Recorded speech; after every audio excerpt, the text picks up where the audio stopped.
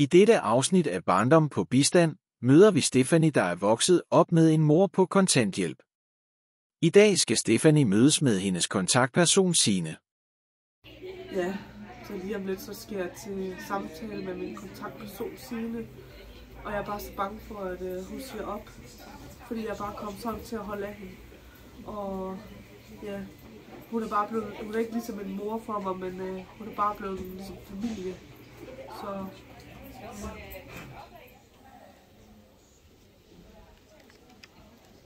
Hej. Hej. Hvad så, Stephanie?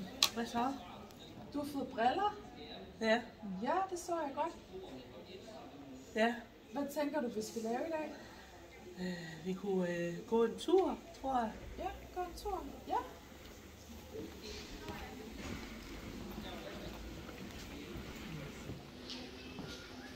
Er der nogle søde fyre i klassen?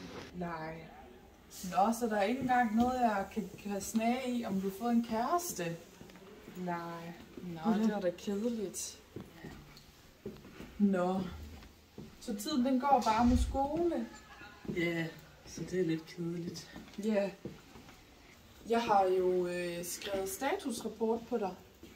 Men jeg har ikke lige husket, jeg har glemt at printe den ud. Men jeg kan godt fortælle dig, hvad der står i den. For der står faktisk ikke ret meget. Stephanie er en pligtopfyldende pige. Ja, det er nemlig rigtigt. Og du er en god veninde. Og du er god til at sige fra. Ja. Og Stephanie, du bliver jo også snart 18. Ja. Kan du huske, at jeg skrev til dig, at jeg havde noget, vi lige skulle snakke om? Ja. Ja. Har du tænkt over, hvad det kunne være? Nej. Det er sådan, Stephanie, at jeg har fået et nyt job. Det er jo ikke fordi, at jeg stopper, fordi jeg ikke kan lide mit arbejde. Jeg kommer jo til at savne jer, kære unge mennesker, og alt det fis og ballade, vi har lavet, og alle de snakke og hyggelige ting, vi finder på, ikke? Ja.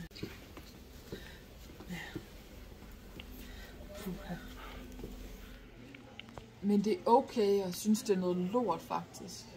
Ja. Hvornår er sidste gang? Altså sidste gang, hvor vi mødes, eller sidste gang med mit arbejde? Sidste gang vi mødes. Altså det ved jeg faktisk ikke helt. Altså vi kan jo sagtens ændre det her i februar til, at vi kan mødes hver uge, hvis du har lyst. Ja. Eller hver 14. dag. Hver uge. Hver uge. Jamen så ses vi på torsdag. Ja. Ha' det godt, Stephanie. Ja. Hej hej. Hej hej.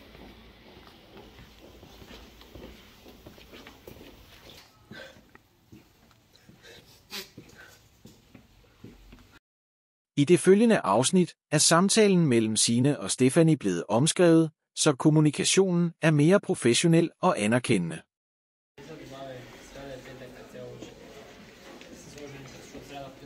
Hej. Hvad så, Stephanie? Ikke så meget. Du har fået briller? Jeg har fået briller. Ja, det kan jeg godt se. Ja. Hvad skal vi lave i dag? Gå en tur, tror jeg. Ja. Stephanie, kan du huske, at jeg skrev til dig, at der var noget, vi skulle snakke om? Ja. Tænker du, at vi skal snakke om det først, eller skal vi bare gå turen først? Bare gå en tur. Ja, så lad os gøre det. Og der er ikke kommet nogen søde fyre i klassen eller noget? Nej. Nej, så kan jeg ikke engang snage i, om der er kommet en kæreste. Nej. Nå, det var da kedeligt. Ja, det er kedeligt. Ja. Så tiden den går bare med skole. Ja. Ja. Stephanie, jeg har jo skrevet statusrapport på dig. Og jeg har taget den med. Og du må gerne få den, så du selv kan læse den. Men jeg vil også godt fortælle dig, hvad der står i den. For der står faktisk ikke ret meget. Stephanie er en pligtopfyldende pige. Det er nemlig rigtigt. Og du er en god veninde, Stephanie. Og du er god til at sige fra. Nå, Stephanie. Skal vi ikke lige gå over og sætte os, så kan vi lige få snakket om det, jeg skal fortælle dig? Jo. Ja, lad os gøre det. Har du tænkt over, hvad det kunne være, jeg vil snakke med dig om, Stephanie? Nej. Nej. Det er fordi, at jeg har fået nyt arbejde. Ja. Ja. Og jeg stopper jo ikke her på arbejdet, fordi jeg ikke kan lide det, jeg laver. Jeg kommer til at savne rigtig meget, og jeg kommer til at savne de snakke, vi har haft, og alle de hyggelige ting, vi har lavet sammen. Hvordan har du det med det, Stephanie? Det er okay. Det er Kan du måske prøve at sætte lidt flere ord på det? Altså, det er svært, men jeg har prøvet det før. Ja. Og det er også okay at synes, at det er noget lort. Og jeg skal nok sørge for at hjælpe dig med, at du kommer godt videre. Hvornår er sidste gang? Altså sidste gang vi mødes, eller min sidste arbejdsdag. Sidste gang vi mødes. Altså vi kan nå at mødes mange gange endnu. Vi kan jo ændre det her i februar til, at vi kan for eksempel mødes en gang om ugen, hvis du har lyst til det. En gang om ugen. En gang om ugen? Ja. Ved du hvad, Stephanie, skal vi ikke gå ud og få en kop varm kakao, og så kan vi lige få hygget lidt om dig? Det er da sådan en god idé. Ja, lad os gøre det.